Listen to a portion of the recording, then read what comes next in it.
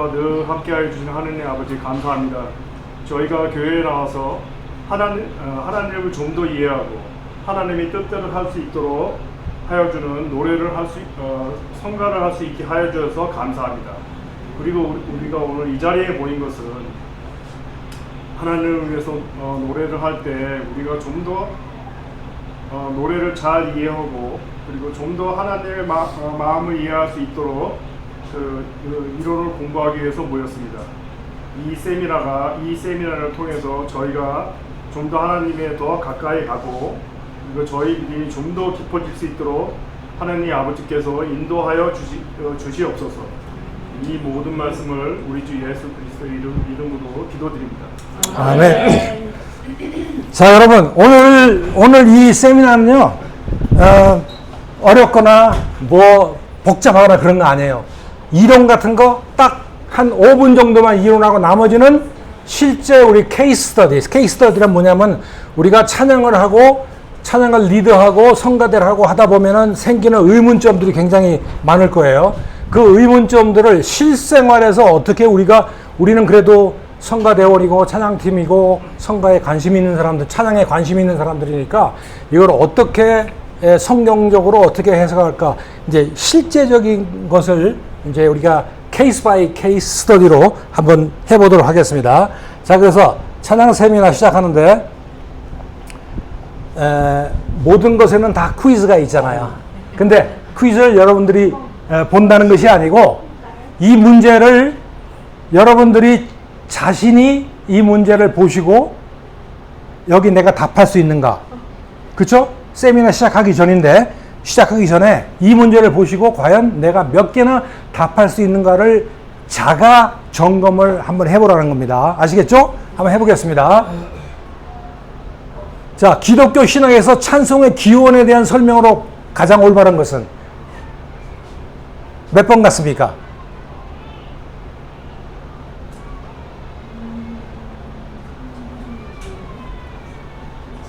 자, 좋습니다. 답을 안 하셔도 좋아요. 넘어갑니다. 왜냐면 이 모든 것들이 예를 들자면 이 모든 것들이 오늘 배우는 데서 다 해결이 되어야 됩니다.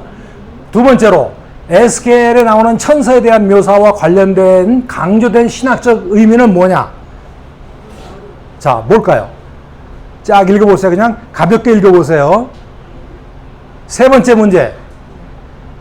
성경에 기록된 가장 이른 공동체 찬송. 내가 혼자 부르는 것이 아니라 공동체, corporate praise. corporate 찬송으로 언급된 사건은 어느 것일까? 한번 여러분 생각해 보세요.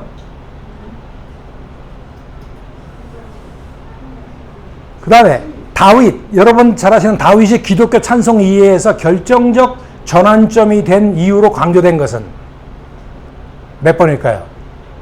찬양대를 조직하고 레위인에게 음악을 전담시켜서 그럴까요? 여러분들 의견이 있을 겁니다. 그 다음에 마지막 만찬에서 예수님과 제자들이 찬송을 부르는 감람산으로 올라가셨잖아요. 그 장면이 제시하는 의미가 뭔가? 찬송은 예배 형식의 마무리로 반드시 필요하다? 또는 찬송은 하나님과의 약속을 확인하는 의례적 행위이다? 여러분들 의견이 있으시겠죠? 생각해 보세요. 여섯 번째, 초대교회가 박해 속에서 찬송을 유지한 방식으로 사용됐던 것은 할렐루야, 우리가 소위 말하는 찬송하다, 찬양하다의 할렐루야의 어원적 의미는 뭔가? 찬양의 진정한 의미는 여러분들 아세요? 찬양의 진정한 의미? 그 다음에 찬양 인도자가 찬양 멘트 중 가사를 주로 이렇게 멘트를 하잖아요. 도대체 왜 그럴까요? 그냥 시간을 때우기 위해서, 스무스하게 넘기기 위해서 심오한 뜻이 있습니다. 그게 무엇인가 이겁니다. 그 다음에 진정한 찬양의 은혜가 임하는 조건. 내가 찬양을 하는데 어떻게 하면 내가 은혜를 받을 수 있을까? 그죠? 자, 어떤 1, 2, 3, 4번 중에 어떤 것이 조건으로 적당할까? 한번 생각해 보세요. 그 다음에 크리스찬 선율이라는 게 있습니까? 또는 없습니까? 그것도 이거 여러분들이 다른 어떤 사람들이 여러분들한테 질문할 때 이거를 대답을 하실 수가 있어야 된다는 거죠. 그 다음에 찬송가 245장 시온성과 같은 교회의 선율 기호는 어디인가? 영국 국가인가? 러시아 국가인가? 독일 국가인가? 프랑스 가요인가? 나 같은 죄인은 이거 그냥 찬송가로만 하셨죠? 그 다음에 연합 찬송가 346장 그리고 개혁 장로교회 미국 229장 선율은 어디서 왔나? 일본, 중국, 한국, 하와이. 여러분들도 이거 아시면 깜짝 놀라실 거예요. 나중에 이제 보자고요. 크리스천 찬양에서 가사가 중심이 되어야 한다는 결론과 가장 잘 맞는 말은 가사. 오늘 목사님도 가사 얘기하셨죠? 목사님이 일부러 오늘 설교를 그렇게 하신 거예요. 이거 전초 작업으로. 자, 그것도 우리가 알아보겠습니다. 그 다음에 열린 예배라고 우리 많이 그러는데 열린 예배가 무엇이며 원래의 목적이 무엇인가? 여러분들 아세요? 열린 예배 그러면서 열린 예배 아세요? 이것도 알아보자고요. 그 다음에 열린 예배의 선구자라고 할 수 있는 윌로우 크릭 처치와 세러백 처치의 목사님들이 그 사역 방법이 한국에 소개될 때 사용된 용어는 현대 예배, 구도자 예배, 문화 예배, 참여 예배. 이 중 하나가 오픈 예배랑 연결되는 거예요. 그 다음에 피로 와거나 유명한 사람입니다. 이 사람이 처치 퀘이크에서 사도적 교회의 예배 특징으로 강조한 게 무엇인가? 현대 예배에서 음악이 기능성을 추구한다는 것은 무슨 뜻인가? functionality, 기능성. rituality 하는 것은 의례를 옛날에 따라왔잖아요. 그레고리 챈트하고 메스가 나가고 목사님이 말씀하시고 봉헌하고 하는 의례, 리추어보다는 functionality를 요새는 많이 추구하는 상황이에요. 자, 그건 무슨 뜻이냐 이겁니다. 그 다음에 유명한 그 에스버리 세미나리의 유명한 그 박사 조지 헌터가 말하기를 예배는 다 현재적이다라고 말했는데 그 뜻이 무엇이냐 이겁니다. 그 다음에 기독교 계통의 기념 행사 중 가끔 부끄러움을 느낄 때가 있어요. 이거는 이제 저의 실예인데 거기에 대해서 이제 얘기를 하겠어요. 그 다음에 예배의 바람직한 형태로 아까 제가 말한 corporate worship 핵심은 무엇이냐? 찬양대원이 기억해야 할 사항 중에서 인도자의 지시에 순종하라 그러죠. 그거 원칙과 짝을 이루는 것은 무엇인가?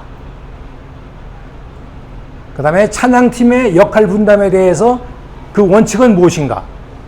그것도 우리가 알아봐야 되겠고, 마지막으로 신학적으로 찬송의 완전한 공식을 쓸 수 있다면 어느 것이냐? 1, 2, 3, 4. 이것도 여러분들이 아셔야 돼요. 자, 지금까지 말한 25개 중에서 자신있게 한 10개 정도는 내가 자신있다고 하시는 분 한번 손 들어보세요. 없어요. 이게 우리가 다 아는 것 같아도 실제로 성경적으로 신학적으로 근거를 대라고 하면 우리가 되지를 못하는 경우가 있잖아요. 그러니까 이것도 우리가 어느 정도 기본적으로 알 필요가 있다는 겁니다. 그죠? 다 동의하시죠? 네. 네, 좋습니다. 자, 그러면은 세미나 주제를 먼저 말씀드리겠습니다. 세미나는 2파트예요. First 파트는 제일 처음에는 크리스천 음악과 찬양에 대한 기본 정의, definition, 기본 정의에 대해서 이론적으로 한번 알아보고요. 이거는 한 10분 정도 되는데 간단하게 하고 그 다음에 그것을 바탕으로 해서 두 번째, 이런 practical topic. 예를 들자면 여러분들 보세요. 첫 번째, 찬양할 때 감정이 영감을 만드는가 아니면 영감이 감정을 만드는가? 어떻게 생각하세요? 찬양할 때 찬양하자마자 확 박수 치고 하다 보니까 영감이 생겨요? 아니면은 내가 어떤 가사나 어떤 말씀을 들어서 내가 영적 영감이 생기니까 그 다음에 감정적인 감동이 생겨요. 그거 여러분들 순서를 분명히 하셔야 됩니다. 그 다음에 두 번째, 찬양의 은혜 받는 비결 있어요? 여러분들 지금 찬양 줄곧 평생 해오셨잖아요. 근데 찬양의 은혜 받을 때 어떨 때 은혜가 받는가? 오케이. 자, 지금 거의 아시는 분들이 많아요. 그 다음에 세 번째, 크리스찬 선율이라는 게 있어요, 없어요? 오케이, 그것도 알아보겠습니다. 그 다음에 현대 예배가 뭡니까? 현대 예배. Anybody knows what the 현대 예배 is? 예배 현대 예배. 드럼 치고 하는 거 현대 예배? 색선 부는 거 현대 예배? 자, 여러분들 누가 물으면 대답을 해줘야 돼요, 여러분들이. 그 다음에 찬양팀은 기쁨조입니까? 아니요. 그런데 기쁨조로 하는 경우가 많아요. 한번 알아보겠습니다. 그 다음에 나는 모델이다. 이게 무슨 뭡니까? 예, 이건 예. 자, 이건 나중에 이제 여러분들 한번 보세요. 그 다음에 마지막 북치고 장구치는 찬양 리더. 찬양 리더들이 북치고 장구치고 하죠. 무슨 말인지 아시겠죠? 네. 그것에 대해서도 여러분들 우리가 케이스 바이 케이스로 알아보겠습니다. 자, 그래서 오늘 이제 처음부터 시작을 할 텐데, 자, 처음에 세부적인 대화하기 전에 찬양에 대해서 역사적인 의미를 먼저 알아보겠습니다. 아 이걸 끌까요? 지금 눈이 부시대요. 아니 이거 가서 거기 꺼봐봐요. 꼭. 이게 너무 강해서. 저 그거 아니다. 앞에 거. 앞에 거. 예스. 아, 역시 아우. 자, 오케이, 해놨습니다. 자, 여러분, 찬양이 무엇입니까? 찬양이 무엇이에요? 찬양. 하나님이 드리는 신앙의 고백. 오, 오늘 또 목사님이 하셔서 또 잘하시겠네. 찬양이 뭐냐고 누가 물어본다면 여러분들이 대답하실 수 있으셔야 돼요. 그죠? 자, 그러면은 이게 뭘까요? 천사들이겠죠? 천사들은 우리가 태어나기 전에 존재했던, 하늘나라에 존재하고 있는 존재들입니다. 자, 그런데 중요한 거 있어요. 몇 가지를 짚어볼 텐데, 찬송의 기원이, 보세요. 찬송의 기원이 인간들이 만들어지고 나서 감사하기 때문에 우리가 찬송이라는 노래를 통해서 하나님께 올리는 게 찬송이라고 생각하잖아요. 그게 기원이라고 생각하죠. 그죠? 우리가 시작한 거라고 생각하죠. 아니에요? 아니라고 하시는 분들이 있는데 그분들이 생각이 맞으신 거예요. 자, 찬송의 기원은 땅이 아니라 하늘입니다. 여러분들 보세요.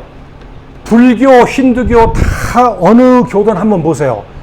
인간이 내가 노력을 하든지 내가 득도를 하든지 깨닫든지 해탈을 하든지 해가지고 내가 무언가를 해가지고 신의 도메인에 근접하는 것이 모든 세상의 종교예요. 근데 우리 기독교는 여러분 잘 아시겠지만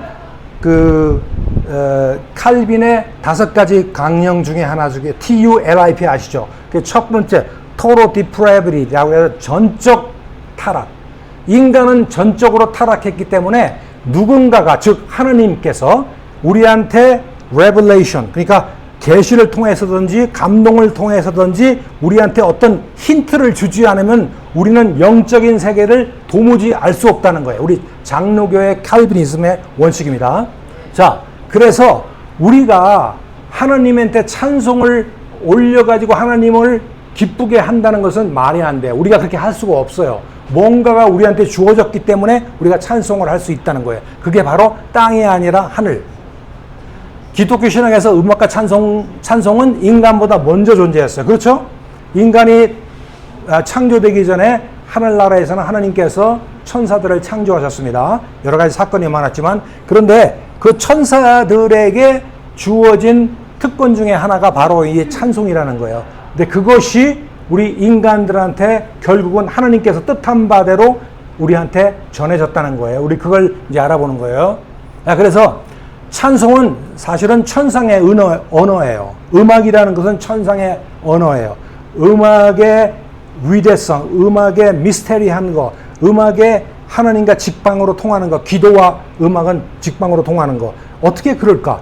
하나님께서 음악을 어떻게 만들었을까? 우리가 음악이라고 이해하는 거는 우리 인간이 지상에서 이해할 수 있게끔 이해하는 거지 하나님께서 오묘하게 만드신 그 음악의 그 원칙이라고 할까 그런 체계라고 할 거는 우리는 아직도 이해를 못하는 거예요. 그러나 분명한 건 하나님께서 인간의 발명품이 아니라 하나님의 창조 질서의 일부로서 찬송을 우리한테 우리 몸 속에 우리 영혼 속에 집어넣으셨다는 겁니다. 자, 그래서 성경은 천사들이 노래하며 하나님을 찬양한다고 증언하고 있습니다. 하늘의 무리들이 하나님을 찬송하여 이르되 거룩하다 거룩하다 거룩하다. 그래서 이런 말이 있어요. 천국에 우리 천국에 전부 다 갈 거죠, 그죠? 천국에 가면은 제일 대접받고 그래도 오랫동안 이제 인간 말로 써먹을 수 있는 부류들이 성가대원이나 찬양팀들. 왜냐면 거기 가서 찬송을 계속 해야 되는데 다른 사람들은 문외한인데 우리는 찬송을 해본 사람이잖아. 그러니까 우리는 그만큼 어드밴티지가 있다는 거야. 이거 우스갯소리예요. 지금 괜히 또 가서 그러지 마시고. 그 정도로 이 찬송이 중요하다는 겁니다. 자, 그래서 찬송은 인간이 시작한 것이 아니라 인간이 참여하도록 초대받은 것이에요. 아시겠습니까? 그러니까 우리가 굉장히 프리비일리지, 우리가 굉장히 특권을 받은 거예요. 하나님께서 우리들을 초대하셨어. 찬송을 하도록. 그렇죠? 자, 이제 좀 이따 더 이제 깊게 들어가겠지만. 자, 그런데, 타락한 천사, 예를 들자면 루시퍼, 천사장 루시퍼가 타락을 했습니다. 그런데 타락한 그때 당시에 천사들만이 가지고 있던 특권인 음악, 찬양의 특권. 그것이 타락 이전의 음악이라고 할 수 있는데, 그럼 타락 후에는 어떤 상황이 되었느냐? 예언서에 보면요, 루시퍼에 대해서 여러분들 잘 알 거예요. 뭐 계명성이라고도 그러고 여러 가지 신학적인 견해가 다르지만 일단 루시퍼가 타락 이전 음악적 예배적 존재로 묘사가 확실하게 되고 있어요. 그래서 루시퍼는 그 소고와 비파가 너를 위하여 준비되었다는 그런 성경 구절이 있을 정도로 루시퍼가 음악적인 재능을 가지고 태어났고 만들어졌고 하느님을 그렇게 찬양을 했던 존재란 말이에요. 자, 그런데 자, 음악은 그래서 하나님께 가장 가까운 영역이에요. 무슨 말씀인지 아시죠? 우리가 기도로도 하나님한테 접근하지만 우리 음악으로서 기도도 할 수 없고 언어도 없을 때에 우리가 흥얼흥얼 하면서 자동적으로 몸속에서 생긴 그 본능적인 음악으로서 하나님에게 가까이 가는 그런 것을 모색한 것이 우리 인간들입니다. 왜냐하면 하나님께서 그러한 재능과 능력을 우리 몸속에 집어넣어 주셨기 때문에. 자, 그래서 타락한 후에도 음악은요, 하나님을 영화롭게 할 수도 있고 인간의 교만을 증폭시킬 수도 있어요. 그러니까 칼의 양면이라고 볼 수 있어요. 우리가 잘 쓰면은 하나님을 영화롭게도 할 수 있지만 못 쓰면은 우리의 교만만 증폭시킵니다. 그러니까 주의해야 돼요.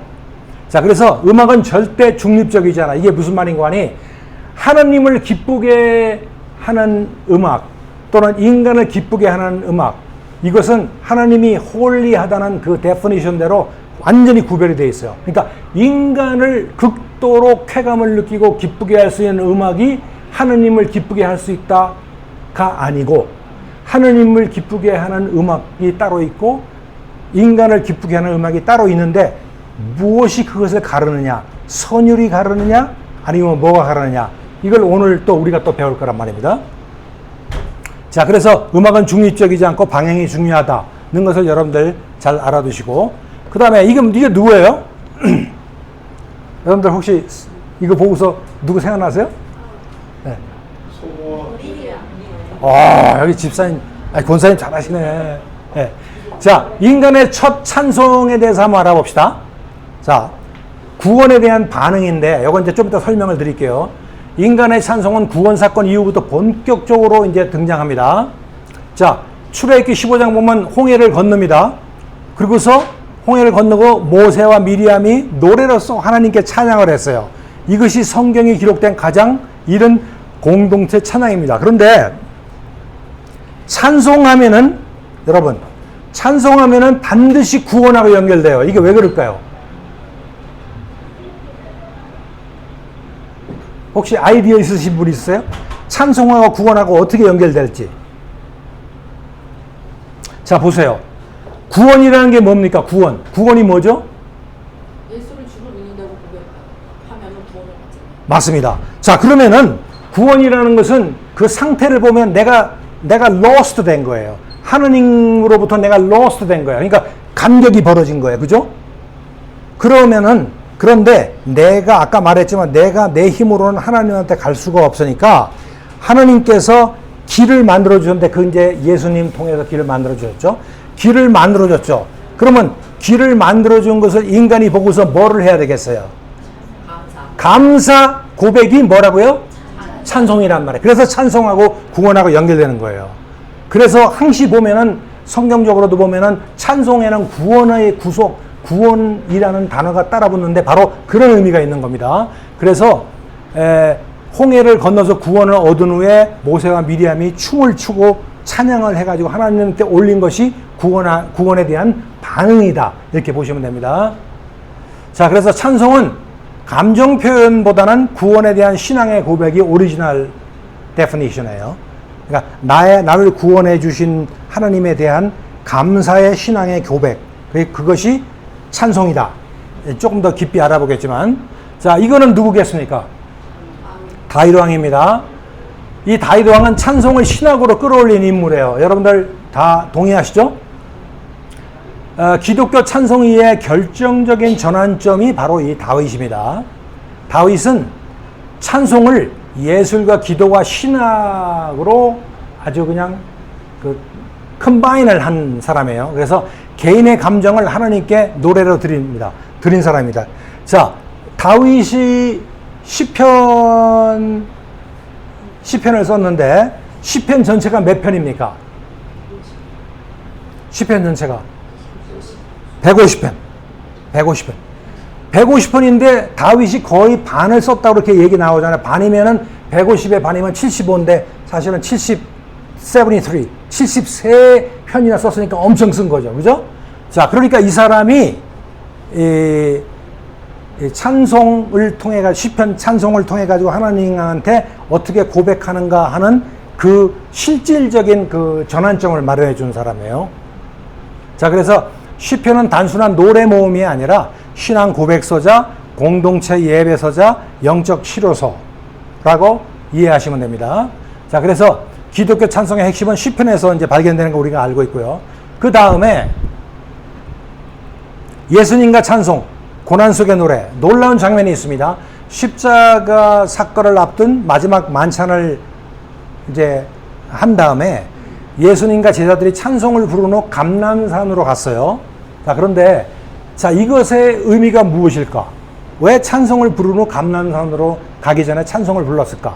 자, 그래서 이 의미는 찬송은 기쁠 때만 부르는 노래가 아니고 고난을 통과하기 위해서도 필요한 믿음의 언어라 이겁니다. 그러니까 우리가 이런 게 있잖아요. 나에게 능력 주시는 자 안에서 내가 모든 걸 할 수 있다 그러니까 산을 움직여보라고 그러잖아요.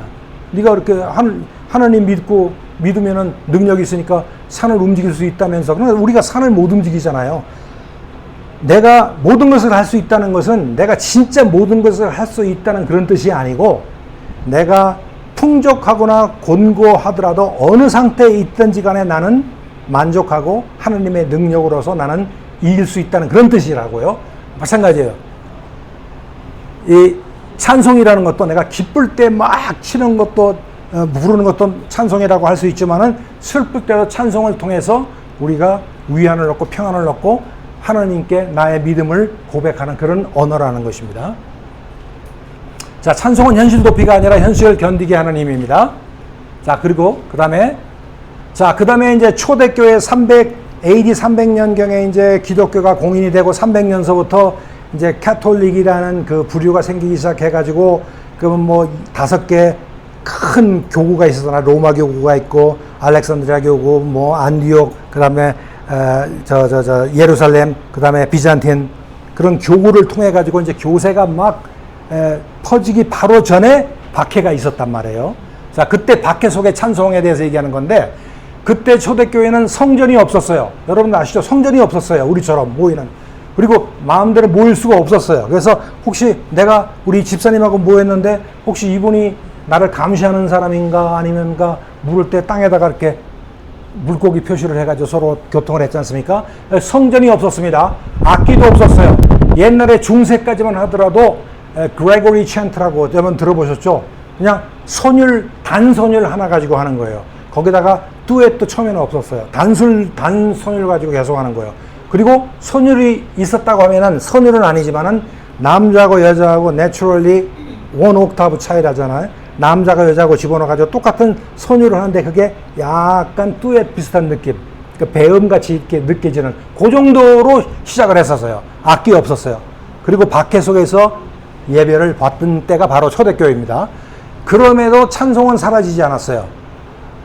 그리고 공동체의 여러 가지 컨페션을 암송하고 시편 낭독하고 그리스도를 찬양하는 노래를 부를 때가 바로 이 초대교회였습니다. 그래서 찬송은 교회의 생존 언어였었습니다. 자, 그러면은 신학적인 정의. 기독교에서 찬송이란 어디서 시작했습니까? 하나님께서 시작하셔서 구원을 통해, 이게 중요합니다. 구원을 통해 인간에게 주어졌고 예배 안에서 완성되는 영적 언어이다. 이렇게 우리가 정의를 할 수 있겠습니다. 그래서 누가 물어보면은 요 개념대로, 요 컨셉대로 여러분들이 설명을 해 주시면 됩니다. 다시 한번, 찬송은 하늘에서 시작됐고 구원을 통해서 인간이 예배를 볼 수 있게 하는 영적인 언어이다. 이렇게 이제 정의를 하면 되겠습니다. 찬송은 장식이 아닙니다. 예배 조성의 목적이 아닙니다. 말씀과 동일한 영적 통로입니다.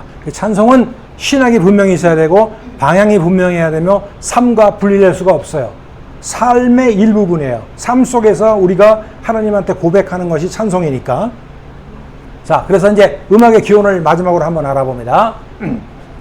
내가 지음을 받은 날에 너를 위하여 소고와 비파가 준비되었다. 에스겔서. 너라는 것은 물론 천사를 말하겠죠. 여기서는 특정적으로 천사장을 얘기하고 소고와 비파라는 것은 음악적인 특수 탤런트를 얘기합니다. 이렇게 천사에게 시범적으로 주었던 이 음악이 하나님께서 우리를 창조하신 다음에 우리한테 주어주신 거예요. 그래서 여러분들은요, 태어나자마자 뭐 음치가 있을 수는 있지만은 음악에 대한 재능은 다 가지고 계셔. 그래서 음치라고 하지 마세요. 흥얼흥얼. 우리 저 음악의 이론 하나도 안 배우신 우리 어머님들, 할머니들 보세요. 뭐 옛날에 구성진 노래 막 그냥 하시잖아요. 본능적으로. 하나님께서 그 재능을 우리한테 주셨기 때문에. 자, 마지막으로 그 음악적 파워를 가지는 루시퍼에 대해서 잠깐 얘기하자면요.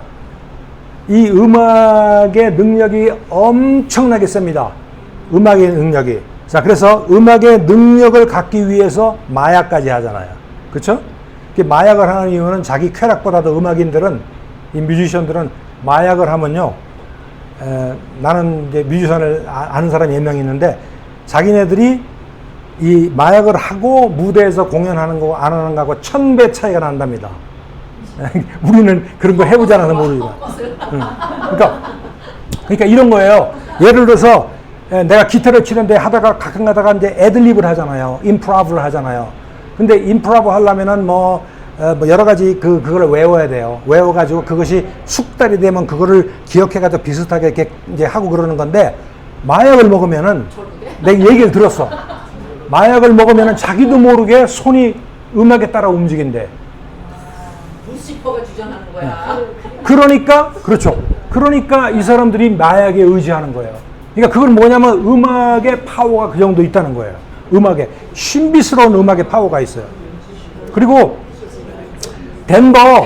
덴버에서 실제로 일어났다는 몇십 년 전 그 신문에 났는데, 덴버에서 어떤 그 음악 심리학자가 있는데, 심리학자가 화분, 세퍼릿 방에다가 이제 화분 하나 놓고 여기다가 화분 하나 놓고 이쪽 방에는 물만 주고 아무런 교통이 없어. 이쪽 방에는 물 주면서 아 이쁘다 잘 자란다 아이고 얼마나 이쁘나 쓰다듬으면서 했더니 나중에 두 달인가 30일인가 60일인가 후에 보니까 키 차이도 있고 똑같이 물 주고 똑같은 식물인데, 그리고 그 실한 그 컬러도 다르고 그러더랍니다. 우리가 그게 과연 어떻게 해서 그렇게 됐는지는 우리는 모르지만은 음악적으로 뭔가가 자장가도 불러주고 이제 막 그렇게 했겠죠.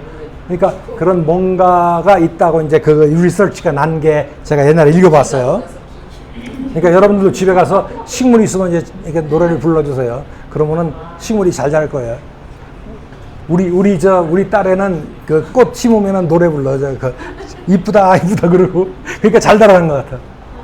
자, 그래서 세계적인 헤비메탈과 여러분들 이 중에서 우리 한상 장로님 옛날에 헤비메탈 좀 하셨잖아요. 네? 네. 자, 그때 유명하던 그 헤비메탈 록그룹들, 레인보우, 헤븐 앤 헬, 블랙 세바스 유명하죠. 엘프, 키스 알죠? 이 키스가 아니라 Knights in Satan Service라는 준말입니다. 키스, 뭐 오지 아스본, 무대에서 막 생닭을 잘라가지고 피를 마시고 하는 그런 AC/DC 뭐 이런 사람들 있죠. 공통점은 루시퍼 숭배를 통해서 음악적인 특수 능력을 가진 사람들이고 실제로 이 사람들이 자기가 고백을 했어요. 특히 아지 아스본의 그 리더였던 아스본인가 아마 그 사람이 실제로 이 얘기를 했어요. 자기는 그 사탄으로부터 자기는 음악적인 능력을 받고 있다. 그래서 이 사람이 개종한 다음에는 능력이 점점 사라지는 것을 고백하고 그랬어요. 그러니까 굉장한 그 어떤 음악적인 파워가 있는 게 분명합니다. 자, 다시 이제 정리해서 말하자면 음악의 기원은 창조주 하나님이시고 하나님은 특별한 목적을 가지고 창조물 우리 속에 넣어서 창조하신 거예요. 아시겠죠? 무슨 말씀인지 아시겠죠? 예. 우리가 인간이 태어날 때 양심을 하나님께서 집어넣어 주셨잖아요. 그 양심이라는 거는 우리가 어디 있든지 간에 그 최후의 보루로서 양심은 하나님이 정해주신 그 룰이 그 안에 있는 것처럼 음악도 우리 몸속에 집어넣어 주신 거라. 그런 뜻입니다. 자, 창조 목적이 무엇인가? 이 백성은 내가 나를 위하여 지었나니 나를 찬송하게. 우리가 지어진 목적은 하나님을 찬송하게 하려 하는 겁니다. 영화롭게. glorify. 자, 그래서 찬양으로 하나님께 영광 돌리는 거고 하나님의 뜻을 피조 세계에 전하는 겁니다. 영광을 하나님께 드리고 하나님의 뜻을 피조물에 주는데 이게 성가대 역할이 좀 있으면 이제 나오기 시작합니다. 자, 성가대 찬양팀에 한번 적용해 보자면요. 우리는 마음의 고백인 찬양을 통해서 하나님께 영광을 올리고 먼저 그 다음에 드리는 찬양을 통해서 하나님의 뜻과 은혜를 감동을 통해서 성도들한테 전하는 거예요. 하나님께 우리가 고백하는 것도 우리의 목적이지만 두 번째 secondary purpose는 우리 성도들의 마음도 감동을 시켜야 돼요. 우리가 이 중에 어느 거나 하나가 없으면 온전한 게 안 됩니다. 만일 하나만 있다면 넘버원을 우리가 가져야 되겠지만은 넘버원은 있는데 넘버2가 없으면 이거는 성숙된 기능을 100% 발휘하는 성가대가 아니라는 거죠. 찬양이 무엇인가? 자, 하나님과 회중 사이에서 찬양이 있어요. 그래서 하나님과 회중 두 분야를 우리가 만족을 시켜 드려야 돼. 하나님도 만족시켜 주셔야 되고 우리가 회중들도 우리가 만족을 시켜줘야 됩니다. 그래서 하나님을 만족시키는 것은 찬양이라는 가락을 통해서 하지만 사실은 가사예요. 가사. 하나님은 선율은 He doesn't care. 그러나 회중은 하나님과 달라가지고 선율을 통해서도 감동을 받고 선율을 통해서 가사와 함께 전달해 줘야 되니까 우리 성가대 지휘자들이나 그런 분들이 이 성가곡을 고를 때나 이렇게 그 연출할 때 아주 각별하게 신경을 쓰는 이유 중에 하나입니다. 어원적 의미. 자, 히브리어로 할렐루, praise라는 것은 할렐루라고 같은 뜻이에요. 찬양한다, 찬송한다. 여러분 그 야곱 아시죠? 야곱 아세요? 모르세요? 알죠? 네, 대답을 하셔야 돼요. 자, 야곱이 자손이 몇 명 있었어요? 아들. 12명. 예? 12명. 딸은 없었어요? 딸 하나 있었어요. 그래서 자, 아들은 12명인데 그러면 와이프는 몇 명? 둘? 넷이지. 왜냐면 둘은 뭐냐면은 레아하고 라헬. 그 다음에 레아하고 라헬의 몸종이 하나씩 있죠. 실바하고 빌하. 4명이에요. 4명에서 12명이 낳는데 보세요. 제일 먼저 레아가 낳는데 레아를 사실은 야곱이 안 좋아했어. 누구를 좋아했냐? 라헬을 좋아해서 열심히 7년 동안 일하고 라헬하고 신혼밤이 돼가지고 다음날 아침에 깨보니까 레아가 있는 거예요. 그래서 삼촌이 우리 여기서는 그 큰 언니 두고서 동생을 먼저 줄 수 없다. 다 가져라 그러면서 이제 그렇게 됐는 건데 자, 그 레아가 난 네 아들 이름 혹시 아세요? 첫 번째, 두 번째, 세 번째, 네 번째. 루벤, 시몬, 레위, 유다. 자, 근데 첫 번째, 두 번째, 세 번째 날 때는 그 이름을 질 때 하느님 내 남편이 나를 사랑하나요? 하나님 이제는 나의 그 어려움을 하나님께서 들으시나요? 하나님 도대체 어디 계시냐? 이런 식으로 이름을 줬다가 네 번째 뭐라고 줬는 거 아니에요? 이제 나는 하나님을 찬양하리라. 이때 사랑을 확인하고 이제 한 거예요. 그때 언어가 유다예요. 유다. 그때 찬양하라 바로 이겁니다. 그래서 그것이 유다가 이 찬양의 시조가 됐어요. 그래서 유다가 어떤 유명한 사람의 시조가 됐어요? 무슨 왕? 다윗 왕. 그리고 다윗 왕 그 줄기에서 나서 누가 나셨어? 예수님이 나신 거예요. 그렇게 이 정도로 이 찬양이 굉장히 중요한 겁니다. 자, 그래서 쭉쭉 넘어가겠습니다. 아시죠? 하나님 행하신 일 칭찬하는 행위. 엄밀히 얘기해서 찬양은 하나님을 칭찬하는 모든 행위예요. 그러니까 찬양이라는 것이 음악을 통해서도 찬양할 수 있지만 글을 통해서 또 그 춤을 통해서 예술을 통해서 나의 글을 통해서 찬양할 수 있는 겁니다. 그러나 통산적으로 우리가 얘기할 때는 이제 찬양하면은 음악을 통해서 하는 거죠. 자, 음악을 통해서 예술을 통해서 할 수 있습니다. 그러나 통상적으로 찬양을 말할 때 우리는 음악적 표현을 통한 행위를 얘기를 하고 있습니다. 그러므로 지금서부터 우리가 찬양에 대해서 얘기할 때는 이제 음악적인 거를 얘기한다. 그렇게 얘기하고 이제 시작하겠습니다. 자, 이제 실용 토픽 이제 우리가 얘기를 하면서 좀 실용적으로 재미있게 얘기를 할 수 있겠습니다. 찬양할 때 감정이 영감을 만들어요? 영감이 감정을 만들어요? 여러분들은? 영감이 감정. 아, 대답은 잘하시네. 자, 여러분들 이제 여기 대해서 얘기해 봅시다. 보세요. emotionalize first고 spiritualize냐 아니면 spiritualize first고 그 다음에 emotionalize 이걸 한번 얘기해 봅시다. 자, 박 집사와 김 집사가 찬양 집회에 참석했어요. 둘이 굉장히 친해요. 근데 둘이 성격이 달라.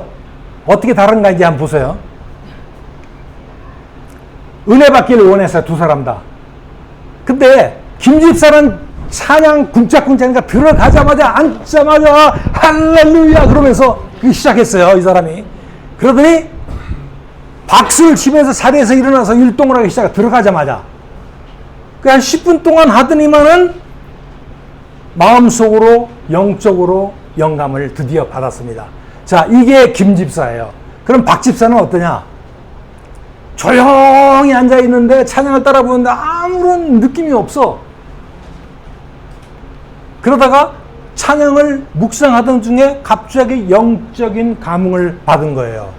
영적인 감흥을 받고 나서 자리에서 일어나서 손을 흔들고 찬양을 했어요. 두 사람 다 결국은 찬양한 건 똑같죠? 결과적으로. 근데 그 순서가 틀렸죠? 자, 그러면은 김 집사는 emotionalize가 된 후에 spiritualize가 되었죠. 들어가서 앉자마자 막 박수치고 자기가 이모션, 감정으로 막 그냥 은혜 받기 위해서 감정으로 그랬잖아요. 그러다가 그랬는데 박 집사는 들어가서 뭐 자기 감흥이 없으니까 그냥 앉아서 있던 중에 자기는 spiritualize가 된 거란 말이에요. 자, 틀렸어요. 방법이. 그런데 결국 두 사람은 찬양을 통해서 은혜를 받았단 말이에요. 어떤 순서가 성경적으로 볼 때 올바른 순서 같아요, 여러분?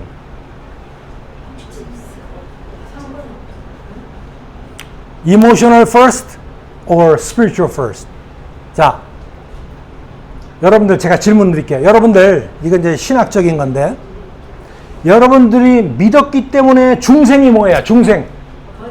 born again. born again이죠? 자, 내가 믿었기 때문에 born again 됐어요. born again 했기 때문에 내가 믿어요. 응? 많은 사람들이 90% 이상이 믿은 다음에 중생을 했다가 믿고 있어요. 신학적으로 볼 때는 신학자마다 틀리지만 거의 같은 순간적이라고 하지만은 신학적으로 볼 때는요, 중생이 있은 다음에 믿는 것이 신학적으로 옳은 말이에요. 보세요. 자, 우리가 믿는 거는 믿음의 행사자는 우리들이죠. 그죠? 그 다음에 중생을 주시는 분은 누구예요? 하나님이죠. 근데 성경에 보면은 고린도서 13장 2절인가 나오는데 성령으로 인하지 않고는 우리가 예수를 우리 주라고 할 수 없다고 분명히 나와 있죠. 그러니까 성령님이 우리를 감화시키기 전에는 우리가 성령님이 누군지 하나님이 누군지 하는 믿음이 없어요. 그래서 순서가 중생 다음에 믿음이에요. 마찬가지로 우리가 하나님으로부터 spiritualize, 영의 감화를 받은 다음에 우리가 몸이 달아올라가지고 박수를 치는 게 사실은 원칙이 맞는 얘기지, 내가 들어가서 막 박수를 치고 내가 내 몸을 그냥 막 감동시키려고 하다가 영을 받는 거 받을 수도 있죠. 그런데 받을 수 있는데 여기서 주의해야 될 점은 그렇게 받으면은 이상한 거를 받을 수가 있다는 거예요. 아시겠어요? 내가 막 그냥 내 몸으로 해가지고 똑같이 올바른 순서를 밟아가지고 막 찬송하는 사람하고 똑같이 내가 될 수는 있는데 그것이 어떤 다른 소스에서도 올 수 있다는 거예요. 그래서 순서를 똑바로 찾아가자는 거예요, 우리가. 아시겠어요? 그러니까 찬양 집회 가시잖아요. 가면은 박수 치는 거야. 다 치니까 칠 수 있어요. 그러나 내가 박수, 주위 있는 사람, 조명, 무대, 거기에 내가 매료돼가지고 내가 거기서 주님 내가 은혜 받겠습니다. 이거는 올바른 정신이 아니라는 거예요. 내가 그 자리에 앉은 목적, 그날의 주제, 목사님이 전하는 말씀을 내가 묵상하고 그 선율에 내가 영향을 조금 받겠지만 우선 그 말씀의 은혜를 받은 다음에 내가 하나님의 은혜의 벅찬 감동이 날 때 그때 이제 실제로 이모셔널 라이즈가 돼야 된다는 겁니다. 그래서 그 순서를 여러분들 분명히 알아두시기 바랍니다. 자, 결론적으로 성령으로부터 스피리추얼라이즈 된 다음에 마음이 이모셔널라이즈 되는 것이 올바른 순서입니다. 인간의 수단인 이모셔널라이즈 통해 영적 결과인 스피리추얼라이즈가 되려고 한다면은 진정한 스피리추얼라이즈가 아닐 수도 있다라는 위험성이 있다는 것을 여러분들 알아두시기 바랍니다. 두 번째, 이제 여러분들 이제 궁금할 거예요. 찬양에 은혜 받는 비결이 있어요?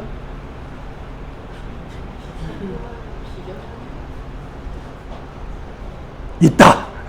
있어요. 간단해요. 근데 여러분들 실천을 안 했지. 자, 경배와 찬양 인도자들이 멘트를 하잖아요. 그냥 전부 다 서가지고 기타만 치고 노래만 찬양만 하고 끝나는 찬양이 있어요? 거의 대부분 멘트를 합니다. 근데 대부분의 많은 사람들이 전문 교육을 안 받은 찬양 리더들은 내가 왜 멘트를 하는지 모르고 해요.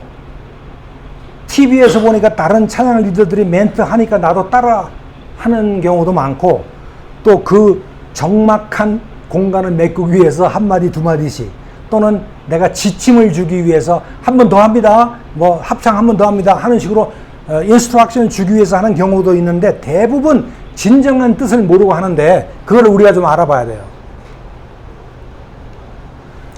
자, 멘트를 할 때 주로 찬양의 가사를 멘트를 하는데 이건 올바른 방법이에요. 가사 멘트의 역할이 무엇일까? 바로 그 가사에 집중하고 그 가사를 생각하고 그 가사로 자신이 고백하듯 찬양하라는 것입니다. 그러니까 우리가 찬양을 할 때 그 가사 속에 자기가 들어가가지고 내가 그 가사를 고백하는 것처럼 비주얼라이즈 하면서 찬양을 해야 되는데 우리는 대부분이 가사는 읽지만은 그 가사 속에 내가 들어가는 일은 거의 없어요. 그러니까 은혜를 안 받는 거예요. 그러니까 가사 속에 내가 들어가면 은혜 받게 돼 있어요. 하나님께서 찬양을 줄 때 그 가사를 통해서 나한테 고백하라고 주셨기 때문에 그 가사를 고백하고 생각하고 내가 가사대로 지금 고백한다고 하면 은혜를 받게 돼 있어요. 근데 우리는 그 가사를 그냥 겉핥기식으로 읽으니까 맨날 선율만 듣는 거야. 선율.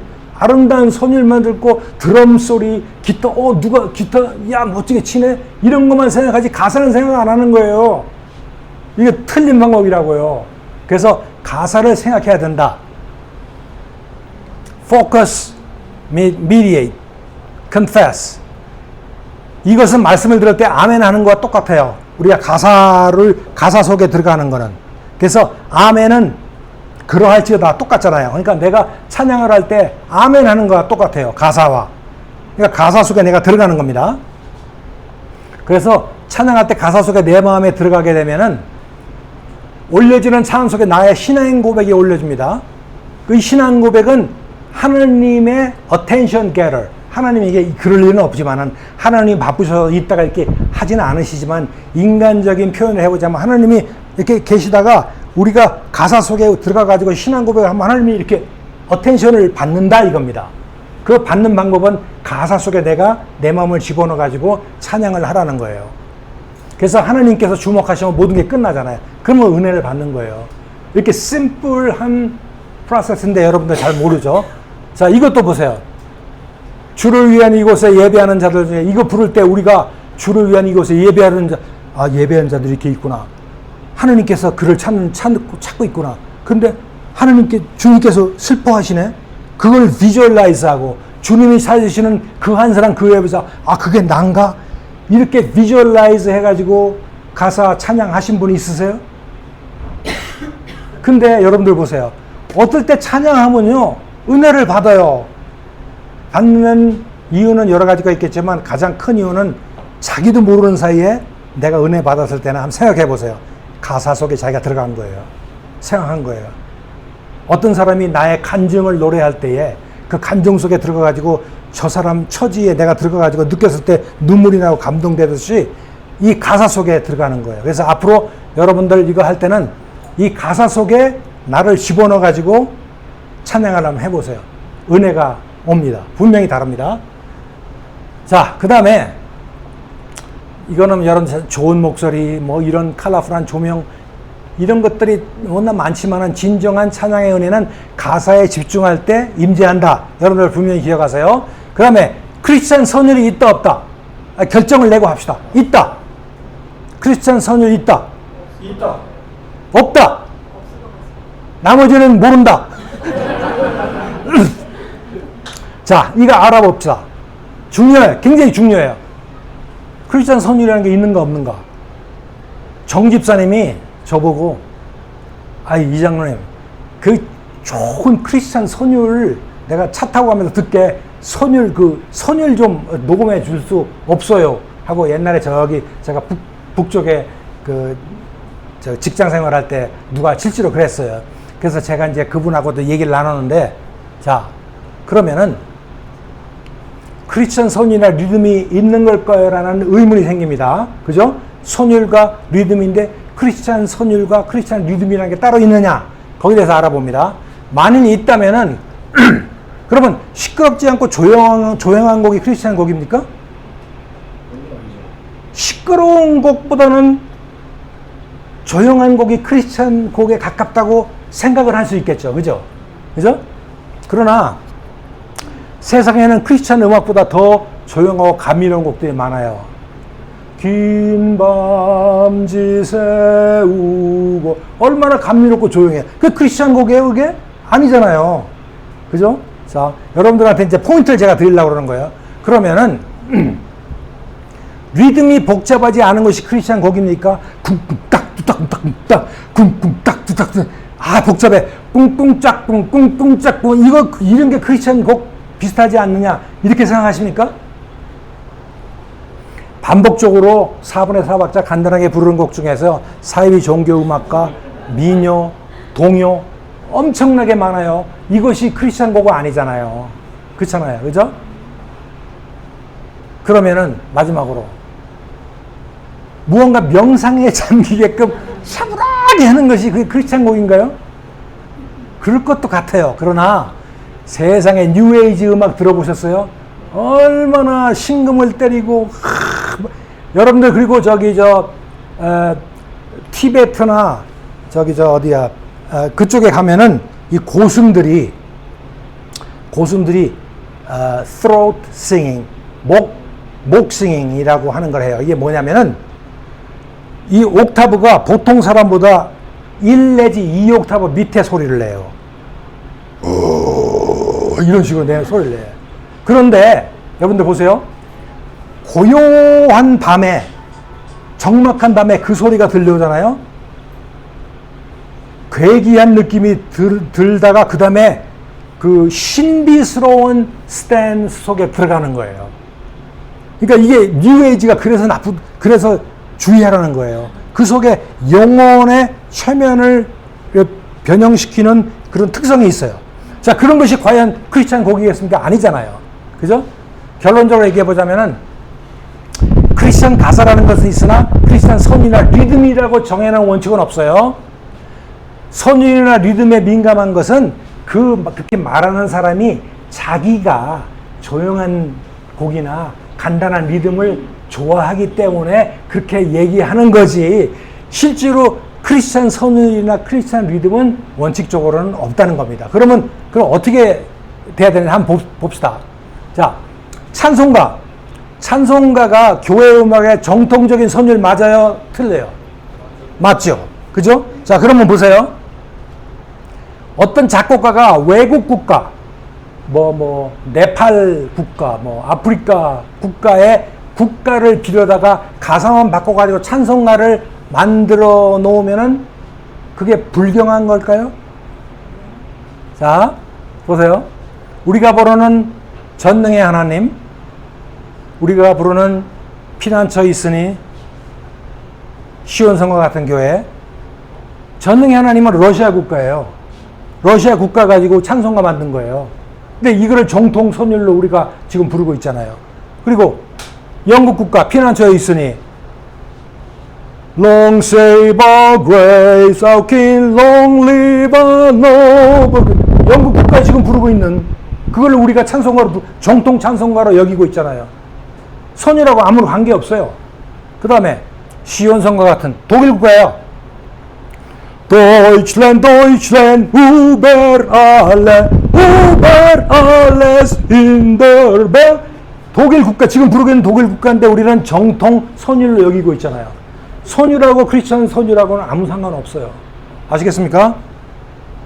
그 다음에 우리가 잘 부르는 만복의 근원 하나님, 오 거룩하신 주님, 내 진정 사모하는 십자가 군병들아, 하늘 가는 밝은 길이. 프랑스 가요예요. 만복의 근원. 가요. 독일 가요. 오 거룩하신 주님. 내 진정 사모하는 미국 가요예요. 십자가 군병들아, 미국 가요. 하늘 가는 밝은 길이, 미국 가요. 이것도 찬송가라서 부르고 있잖아요. 선율하고는 관계없다는 걸 나타내는 거예요. 예전에 유행가도 지금은 변해가지고 크리스찬 곡이 될 수 있는데, 중요한 건 나중에 나오겠지만 선율 가지고 결정하는 게 아니라는 겁니다. 그 다음에 주하나님 지으신 스웨덴 민요고요. 독일 민요, 만유의 주제, 나 같은 죄인 살지는 미국 민요예요. 전부의 의지 없어서 스콜랜드 민요입니다. 마귀들과 싸울지라는 미국 소방대원 행진곡입니다. 그걸 빌려와가지고 찬송가를 만든 거예요. 자, 그러면은 여러분 아세요? 미국 연합장로교회 346장과 개혁장로교회 찬송가 229장이 무슨 선율인지. Christ, you are the fullness of God, firstborn of everything. 이게 뭐예요? 한국 아리랑. 한국 아리랑 선율을 미국 교회에서 찬송가로 쓰고 있어요. 그러면은 선율이 크리스천 선율이라는 게 완전히 있다면은 이거는 말이 안 되죠. 그러니까 선율은요, 어디서나 빌려 쓸 수 있는 거예요. 리듬도 빌려 쓸 수 있는 거예요. 그러니까 젊은 애들이 힙합하고 하는 거, 여러분들 그거에 대해서 마귀짓이다 하지 마세요. 물론 도가 지나치면 그렇겠지만 선율을, 리듬은 빌려 올 수 있는 거예요. 중요한 거는 뭐예요? 가사 없으면은, 크리스찬 가사 없으면 크리스찬 곡이 아니에요. 그러나 곡이 좀 이상하더라도 크리스찬 가사가 있으면 그건 얼마든지 크리스찬 곡이 될 수 있다는 겁니다. 메시지 가사가 중요하다는 거 여러분들 기억하시고요. 자, 리듬이 재즈풍이고 랩풍이라고 그래가지고 무조건적인 배척은 성숙한 태도는 아니에요. 그러나 우리가 올바른 크리스찬이라면은 아무리 리듬하고 그 선율이 관계없다 해도 과한 리듬과 선율은 쓰지를 않겠죠. 그죠? 상식적으로. 그걸 이제 기억하시면 됩니다. 가사는 모든 것의 중심이 됩니다. 선율과 리듬은 다양할 수 있지만 가사만은 반드시 성경적인 찬양을 불러야 됩니다. 그 다음에 현대예배와 찬양. 요건 이제 여러분들도 좀 알아둘 필요가 있어요. 현대예배가 무엇입니까?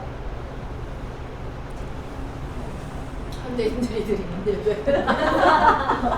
자, contemporary worship이 현대예배라고 번역이 되죠. 그런데 open worship이라고 있어요.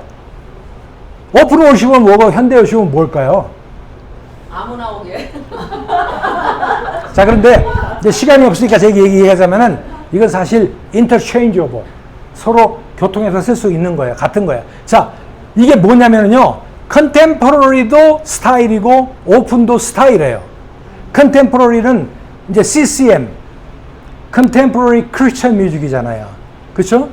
오픈 월십은 뭐냐면 어떤 사람은 오픈 월십 그러면 뭐 클로즈 월십도 있냐? 이렇게 나가는데 오픈 월십이 뭐냐면은 믿지 않는 사람한테 우리의 이 세계를 오픈했다는 거예요. 오픈하려면은 월십을 좀 달리 해야 돼, 방법을. 그래서 그거에 대해서 잠깐 얘기를 나누는 건데, 자, 우리가 열린 예배, 현대 예배를 왜 원할까요? 뭐 한동안 우리 오픈 예배라고 야단났었죠. 오픈 월십이라고 야단났었어요. 그래가지고 뭐 기타도 도입, 뭐 드럼, 뭐 나중에 나오겠지만 이제 그때 가서 얘기합시다. 자, 그 왜 현대 예배, 열린 예배를 원하는 겁니까? 뭘 바꾸기 싶어서? 뭐 현대 예배, 걸맞는 예배? 성장이 멈추던 교회의 열린 예배로 활로를 찾아보고 싶어서? 젊은 청년들을 모이게 하려고? 문화적 현대 예배? 우리도 한번 해보기 싶길래? 조금 전에 한 말이 틀린 말은 아니겠죠. 다들 어느 정도. 그러나 그 목적들이 primary, 우선적인 목적은 아니에요. 그 목적들은 secondary, 부가적인 목적으로는 합당할 수 있어요. 근데 첫 번째 목적이 가장 중요한데, 오픈 월십하는 큰 목적이 뭘까요? 자, 왼쪽에 있는 사람 누굴까요? 오른쪽에 있는 사람 누구예요? 그냥 완전히 문을 닫아놓고 사시네. 이 유명한 분들. 너무 젊었을 때 사진. 시카고 소재의 윌로우 크릭 처치의 빌 하이백스 목사님이고, 이쪽은 여러분들 릭 워런, 이 두 사람이 오픈 월십, 오픈 예배의 창시자들이라고 할 수 있어요. 기본적으로 여러분들 알아두셔야 돼요. 근데 지금 저 두 목사님도 다 이상하게 돼서 예. 이상하게 됐잖아요. 예, 뭐 시간 없어서 제가 얘기를 안 하는데 두 사람 다 이제 나락에 들어가서 옛날에 초심을 유지하지 못하고 이상한 데로 막 나가고 다운지로 나가고 막 그랬어요. 그건 이제 이 오늘 주제가 아니니까.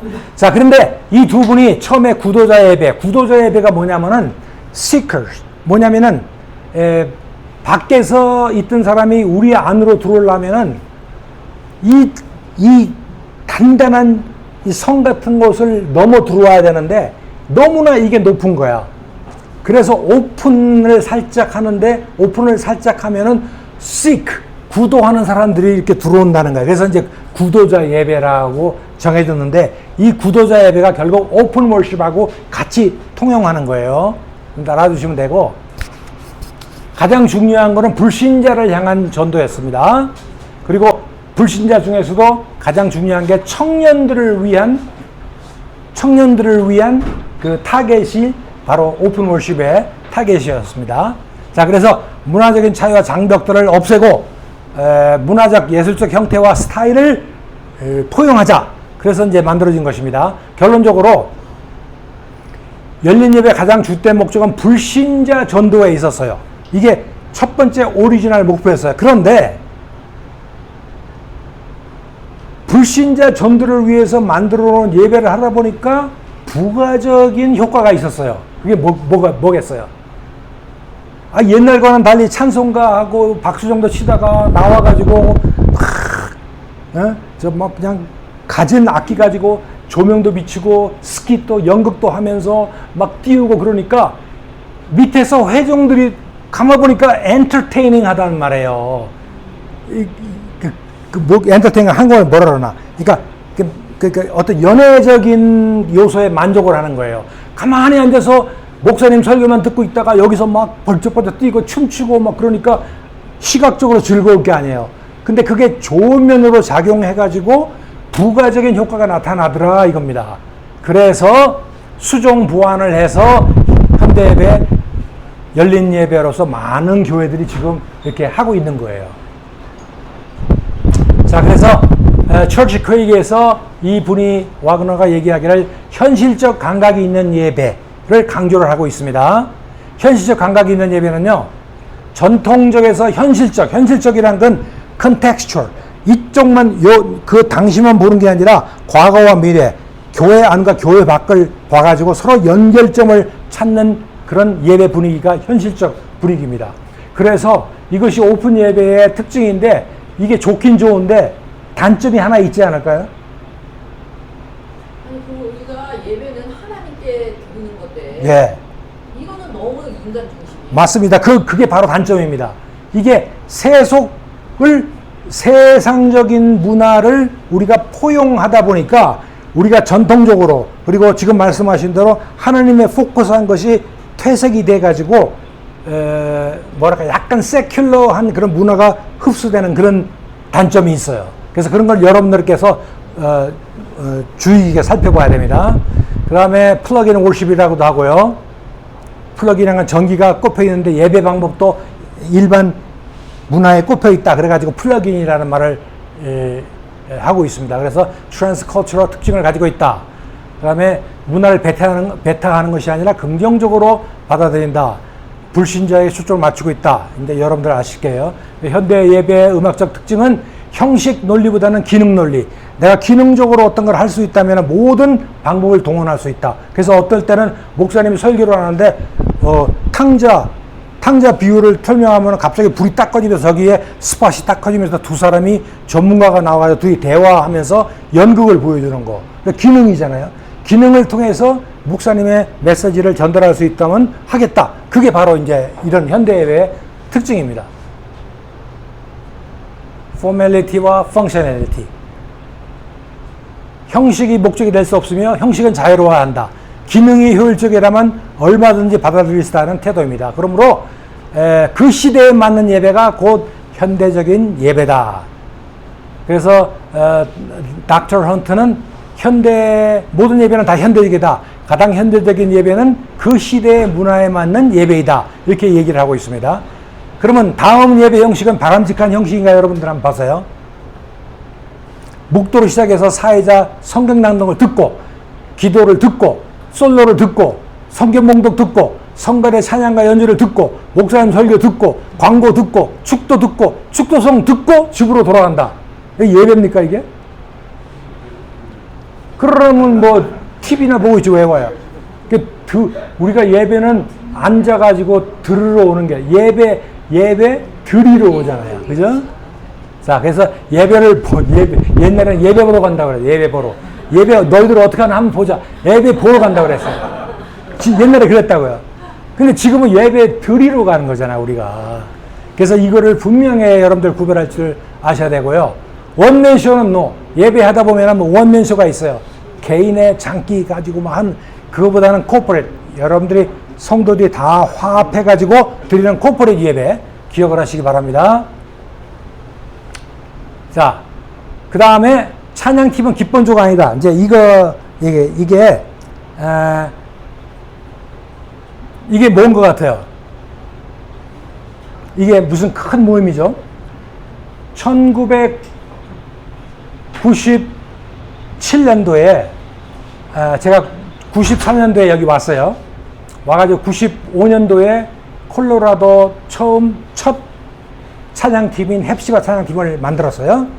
그래가지고 훈련을 1년 동안 하다가 96년도, 97년도에 여기에 CBMC라고 기독교 상조회를 만든다고 그래서 그쪽에서 연락이 와가지고 자기네들 그 창립 그걸 하는데 우리 찬양팀이 와가지고 어차피 기독교 계통이니까 와서 축하 공연을 좀 해주면 어떻겠냐 그래서 오케이 하고서 갔는데 그때 그 모습이에요. 저기 덴버 메리어트에서 모였는데 굉장히 크게 모였죠. 자, 여기 보시면은 77년 CBMC 덴버 창립 기념 디너쇼예요. 많은 성도들이 디너를 들고 있을 때 우리 찬양팀이 찬양을 연주했습니다.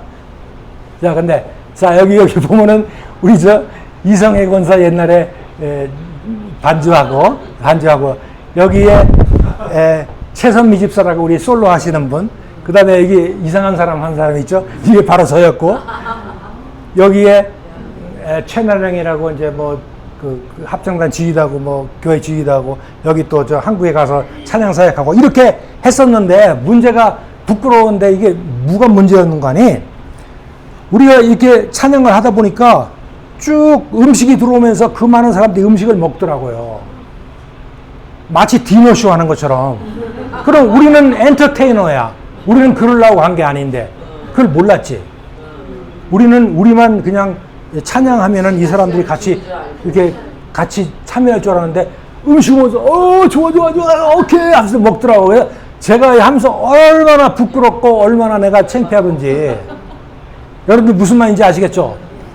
근데 자. 그럼 그때 어떤 걸 기대하셨다고요? 예? 어떻게 하냐, 우리가 먼저 음식이 안 나오고 전체가 모여서 우리가 찬양하면 같이 찬양하고 같이 한 30분 한 다음에 그 다음에 같이 음식이 나오고 음식이 그냥 나와버렸어.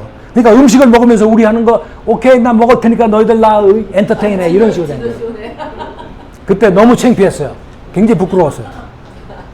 우리는 하나님께 찬양을 드리는 게 아니라 거기 온 사람들을 즐겁게 하기 위해서 한 거나 마찬가지였어요. 자, 이런 경우 절대 있으면 안 됩니다. 여러분들 기억하시라고 제가 부끄러운 얘기지만 한번 해드렸습니다. 하나님, 찬양은 오직 하나님께만 하는 겁니다. 주객이 전도되는 거. 자, 이런 것도 항시 여러분들 신경 쓰시면서 찬양의 목적과 대상을 혼동하지 말아야 됩니다. 자, 나는 모델이다. 이게 도대체 무슨 말이냐? 한국에 옛날에 한 20년 전에 나는 모델이라는 프로그램이 있었어요. 이게 뭐냐면 모델들이 나가기 전에 뒷무대에서 옷 갈아입고 그 PD랑 얘기하고 나가서 이렇게 런웨이에서 걷고 돌아가지고 하는 그 모든 것을 리얼리티로 이 방송 중계하는 그런 방송국이었어요. 자, 그런데 TV 프로그램인데 여기 잘못됐는데 모델 하나가 그날의 드레스를 입고 나가기 전에 이 단추를 이렇게 매는데 자기 생각에는 자기 몸매가 좋고 그러니까 이 단추를 한 2개 정도 끌었어요. 끌고 나갔는데 PD가 이러는데 나가버렸어. 나가서 런웨이 막 걷고서 들어온 거예요. 이게 생중계가 된 거예요. 순서가 끝나고 돌아오는 모델에게 PD가 크게 화를 내면서 질책하는 게 그대로 나왔어요. 뭐라고 그랬는데 이 이벤트 드레스 프라다를 위한 쇼이냐 아니면 당신을 위한 쇼이냐 하면서 막 질책을 하는 걸 제가 들었어요. 자, 보세요. 유명한 패션 사진작가의 연출가인 뉴턴이라는 사람이 뭐라고 그랬는 거니, 모델은 프라다 이 경우는 패션 옷이죠. 옷이 가진 이야기를 담는 매개처. 나는 그냥 그 얘기를 전달하는 매개체야만 된다. 이렇게 얘기를 했고, 또 이 사람도 유명한 연출가인데 이 사람이 얘기하기를 광고 촬영 시 모델의 표정과 포즈는 철저히 옷의 디테일과 브랜드의 가치를 돋보이기 위하여 계산되어야 한다. 그런데 그 여자는 뭘 잘못했어요? 자기 몸매를 돋보이기 위해서 이거를 끌고 어텐션을 갖기 위해서. 옷이 목적인데, 옷 광고가 목적인데 자기를 홍보하기 위해서 나가니까 이게 PD가 화를 냈던 거예요. 아시겠죠? 주객을 혼동한 거예요. 우리는 찬양을 할 때도 이 주객을 혼동하는 그런 경우가 없지 않은가. 우리 앞에 나가서 솔로를 할 때, 저도 솔로를 많이 했지만은 솔로 하면 막 옷 신경 쓰고 막 가슴 폼을 다 잡고 그러잖아요. 왜? 가슴 폼 잡는 이유는 나 잘 보이기 위해서. 그리고 막 목 마시고 그거 조금 스크래치 난다고 하나님께서 뭐 야단치 이건 아는데, 근데 인간이니까 잘하고 싶잖아요. 그게 어떨 때는 도가 지나치면 주객이 혼동되는 거예요. 여러분들 이게 뭡니까? 미국에서 최고 크다고 하는 레이크우드 처치. 여기에 조엘 오스틴이 요새 아주 떨어지고 있지만 조엘 오스틴이 나와가지고 이 컴팩 세나, 그러니까 농구장 전체를 사가지고 이 전체를 개조해가지고 만든 거예요. 자, 그런데 보세요. 레이크우드 처치에서 카메라를 쓰고 있는데 이 카메라가 거의 몇십만 불에 한 대가, 이런 것이 10대 이상이 있고요. G 크레인이라고 그래가지고 휙 하면서 크레인 있죠. 그거 카메라 시스템 JB에 전부 다 몇십만 불, 몇백만 불 하는 거를 썼는데요. 방송국에서도 와가지고 배워갈 정도로 최상을 쓰는 거예요. 근데 이 양반이 자기가 쓴 책 저작권으로 1년에 6,500만 불을 벌어요. 가만히 앉아서. 이 조엘 오스틴이. 근데 이 사람은 신학교 가보지도 않은 사람이고, 이 사람 아버지가 존 오스틴인데 그 사람이 설교하다가 돌아가셨어요. 그러니까 그 다음 주에 설교를 해야 되는데 누구 하느냐? 와이프를 시켰어요. 죽을 섰어. 여자가 뭘 알겠어요. 그래서 어떡하냐 그러는데 마침 그때에 이 존 오스틴의 아들인 조엘 오스틴이 뭐 했냐면은 TV 미디어를 담당하는 PD였었어요. 그러니까 얘는 뭐냐면은 어떻게 하면은 전하려고 하는 메시지를 효과적으로 전하느냐의 1등. 효과 음악 집어넣고 효과 집어넣어가지고 집어넣는데 1등이에요. 그래서 이 사람이 아버지의 설교를 10수년 동안 했으니까 어떤 것으로 메시지를 내보내니까 청중들이 좋아하냐를 다 알잖아요. 그래서 자기가 설교를 그렇게 한 거예요. 지옥이 있으니까 회개하라 이런 말 절대 안 하고 아주 좋은 거, 아주 뭐 좋은 거, 좋은 말만 한 거예요. 그러니까 청중들이 막 그냥 기하급수적으로 늘어난 거예요. 신학교에 가보지도 않았어요. 버전 나가지고 레리가 물었어요. 제가 봤어요. So do you think Jesus Christ is the only way to get to heaven? 그랬더니 이 사람이 하는 말이 I don't know. I cannot say that. Only God knows. 내가 그냥 TV를 부수고 싶더라고. 목사라는 사람이 다른 거 뭐 욕심이 있고 뭐 돈 욕심이 있고 그런 건 뭐 이해하려면 이해할 수 있어. 그런데 가장 중요한 구원의 가장 중심인 그거를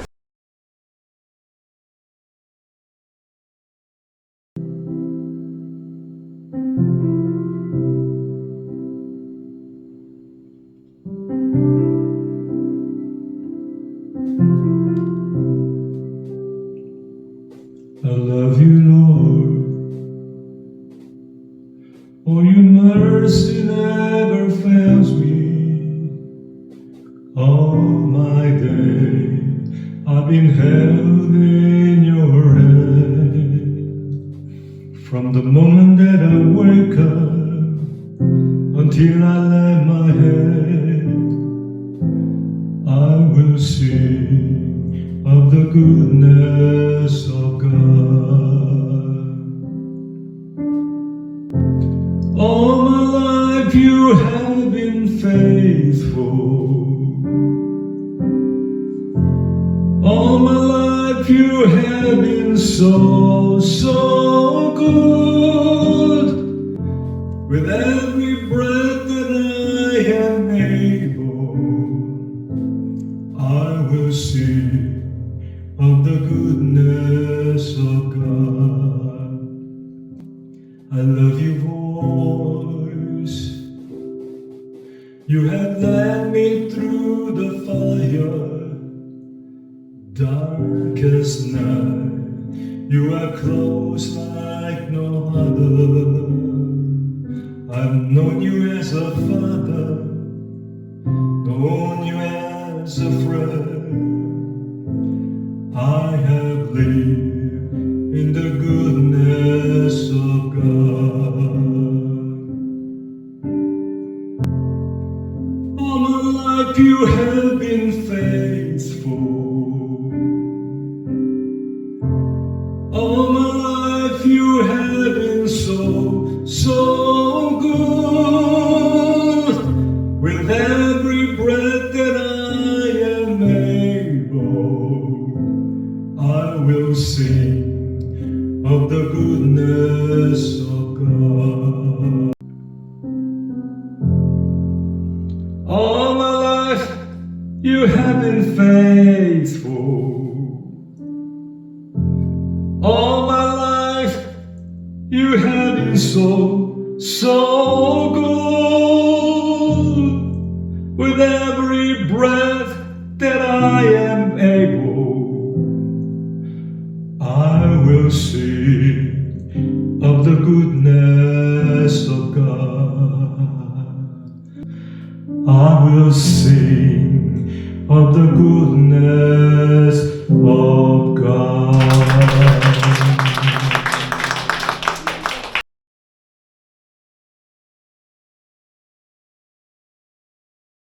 하게 곡을 좀 선정하면 좋지 않을까 하는 개인적인 생각입니다. 좋은 교육이다. 그래서 우리가 그 CCM이라는 거 있잖아요. Contemporary Christian Music. 그 미국에는 CCM이 있고요. CCWM이 있어요. Contemporary Christian Music이 있고 Contemporary Christian Worship Music이 있어요. 그래서 Christian CCM은요 절대 미국 정통교 그 부수인 교회에서는 예배 볼 때는 못 부르게 해요. CCWM은 부르게요. 그러니까 어떤 관점으로 하냐? 그러니까 무조건 하느님의 영광과 하느님의 프레이스에 관련된 것만 부르게 하고 내가 내가 몰라 세상을 반응할 때 그건 내 신세 탄핵이니까 나중에 하라는 거예요. CCM. 그게 집회 때 하거나 아니면은 소수 그룹에서 그럴 때는 괜찮은데 예배 때는 CCWM을 하라. 이제 이런 식으로 하는 교회도 굉장히 많아요. 그래서 그 의견이 굉장히 타당하는 의견이시고 또 뭐 다른 느낌이나 찬양을 더 많이 하고 싶어. 남정도 회장님은 혹시 또 어떤 오늘 세션 들으시고 저 이거 들으면서 생각보다 되게 좋겠다. 근데 공감되는 게 많았어요. 그러니까 그때 언제부터 저는 공감이 됐냐면 사실 제가 사실 개인적으로는 성가대에 계속 있는 이유가 뭐냐면 많은 경우에 제가 노래를 하면서 제가 더 하나님에 대해서 더 믿음이 생기고 또 이렇게 영적 마음으로 이렇게 그런 걸 느낄 때가 많거든요. 제가 노래를 할 때 아마 그 듣는 사람은 못할 수도 있는데 노래할 때 근데 오늘 강의 들어보니까 생각해보니까 그 가사에 제가 우리가 많이 니글렉트 한 거예요. 예. 그리고 아까 저 들은 것 중에 어느 섹션인지 모르겠는데 교회 생각해보니까 진짜 저는 저희 교회가 지금 좀 그렇다고 생각하는데 다 듣기만 하는 것 같아요. 교회 와서. 근데 성가대는 사실 듣는 게 아니고 내가 하는 거잖아요. 그래서 그게 나한테 많은 활력을 주는 거예요. 힘을 내서 교회 활동을 했습니다. 한장님 한마디 커멘. 네, 아까 그 25개의 퀴즈가 있었지 않습니까? 예. 그래서 다 푸셨어요? 다 풀어봤거든요. 네.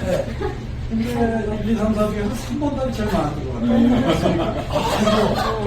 이야. 3번 답이 제일 많았을 것 같아요. 그거까지 다 계산하셨어요. 머리가 길었잖아. 그런 거 계산해서. 존경합니다. 성가대 시기관님 어떻게 의견 피드백을 좀. 너무 감사하고 너무 좋았어요. 우리 성가대원들이 좀 생각을 많이 하겠죠. 제가 늘 얘기하는 가사. 네. 네가 잘 들으셨어요. 가사 얘기를 했었었나요? 나 오늘 아침에 한 20번을 얘기해요. 역시 저 지인아님은 그 같은 그 맥락을 잘 이해하고 계시네요. 가사 얘기 많이 했었어요. 근데 좀 전에 안 했다면서요. 제가 하지 마. 아니고, 정말 내가 강의를 들으면 생각해보니까 네. 가사의 영향을 제일 많이 받는 거예요. 아이, 당연합니다. 제가 말씀드렸죠. 선이라고 리듬의 예를 줘봐도 그거는 영향이 없는데 가사 가사. 제가 한 가지 더 얘기를 해보면 제 경험담인데 내가 누구라고 얘기를 할 수가 없어요. 근데 얘기하세요. 할 수가 없어요. 근데 제가 이제 이거 믿음이 좀 많이 있다고 생각되는 사람이 노래를 하면 더 가슴에 잘 와요. 근데 내 개인적으로 생각할 때 저 사람은 믿음 별로 없는데 내가 어떻게 얘기 들었을 때 벌써 그림이 딱 나오네. 아니 저는 제가 그때 무슨 생각을 했냐면 솔로를 정하던 성가를 하는 사람을 좋아할 때 믿음이 별로 없는데 억지로 주면 안 돼. 그때 뭐였냐면은 우리 교회 분이 아니었어요. 제 개인적으로 그 사람에 대해서 알고 있었거든요. 은혜가 안 됐다. 은혜가 안 되더라고요. 노래는 되게 잘했는데 진짜 은혜가 안 되더라고요. 근데 요즘에 저 집사님 하는 거 들으면 은혜가 난 상당히 되던데. 그게 사실 제가 노래 부르면서 제가 노래를 잘해서 부르는 게 아니고 펌타임 제가 이렇게 가서 묶일 때가 있거든요. 그러면 듣는 사람도 그걸 조금 느낄 수 있을 것 같아요. 그런 게 좀 있어야 된다고 저는 생각이 들어요. 사실. 집사님, 네. 선발에 오래 했는데 일단 연습이 충분히 돼서 그 가사가 연습 그 리듬 음을 익히느라고 애쓰느라고 뺏기지 않아야지만 우리의 개인 마이크. 그래야지만 각각 한 사람 한 사람이 먼저 은혜를 받아야 될 것 같아요. 그래야지 우리가 은혜 받은 그거를 통해 하나님이 먼저 그러니까 성령님이 역사를 하시는 게 우리가 연습하는 거 진짜 중요한 것 같아요. 그래서 완전히 그게 내 거가 됐을 때 이미 우리가 은혜를 받고 성가대 섰을 때 그때 그게 정말 좋은 감사합니다. 성만이 씨 어떻게 제가 말씀드릴 게 있을지 전혀 모르겠는데 믿음도 별로 없는 것 같아요. 요즘 성가대 굉장히 열심히 저는 다른 것보다 그거는 말씀드리고 싶어요. 네, 앉자마자 지금 이렇게 우리 성가대도 있고 찬송팀도 있고 이렇게 우리 교회 그 예배를 위해서 고생하시는 분 많은 분들이 계신데 여기 우리 계신 지휘자 대장님 그리고 우리 반주자분 이렇게 드럼도 치시고 피아노도 치시고 그다음에 찬송하시는 분들은 매번 제 아침에 오시거든요. 그래서 이제 그분들 고생하시는 걸 좀 좀 알아주셨으면 좋겠다. 항상 고생 많이 맨날 단대쪽 주고 하시는데 아무도 다 소리 없는 메아리고 그래서 그러니까 좀 표시를 해줬으면 좋겠어요. 그러니까 고생하시는데 수고 많이 하시고 고마운데 뭐 그런 표현 잘 안 하시고 아까처럼 우리 대장님 말씀하시고 아무도 안 듣거든요. 저는 그런 거를 좀 스스로 좀 이렇게 고생하신다, 애쓰신다 좀 표현을 좀 해주시면. 우리 성만에 들어오신 지 얼마 안 되시는데 어떻게 느끼셨어요 오늘? 저는 잘 아직도 모르겠습니다. 일단은 한 6개월 정도 병풍으로 살고 서서히 한번 독창도 하고 싶고 목사님 조심해야겠다. 뭐든지 좀 하고 싶은데 아직은 정말 어렵습니다. 알겠습니다. 예. 네. 제가 한마디만 더. 네. 제가 오늘 아침에 와이프랑 같이 차 타고 오면서 얘기를 했는데 네. 저는 수현 집사가 이제 무슨 솔로를 해달라고 노래를 해달라고 거절을 안 해요. 최근에는 진짜. 왜냐면 인자토를 한번 해보니까 저는 노래가 연습을 해서 더 는다는 거에 대한 인식이 별로 없었거든요. 근데 수현 집사가 늘 그 카톡에서 얘기하는데 뭐 이 노래를 뭐 한 5번만 들어달라 10번만 듣고 와라 이제 그전에는 사실 그거 안 했었어요. 그냥 와도 갔다 하니까. 근데 제가 오늘 아침에도 느꼈는데 아침에 이제 와이프랑 사실 연습을 했거든요. 와이프가 또 음악적인 소양이 좀 있어가지고 저는 또 근데 이제 제가 느끼는 거는 아마 제가 오늘 오기 전에 한 5번만 더 연습을 더 했으면 노래 아마 더 잘했어요. 그러니까 저는 제가 그냥 팀원으로서 얘기하고 싶은 거는 좀 수현 집사가 가이드 해주는 뭐 요구하는 게 있으면 우리 성가대원으로 있는 한도 내에서는 좀 따라줬으면 좋겠다. 그러면 훨씬 더 우리 프로가 좀 올라가지 않을까. 감사합니다. 다른 분들도 뭐 없으시죠? 하여튼 오늘 뭐 짧으면 짧고 우리 1시간 반 좀 넘게 했는데 너무 감사해요. 오늘 방 좋은데요. 오늘 방 좋은데요. 오늘 방 좋은데요. I will sing of the goodness of God. I will sing of the goodness of God.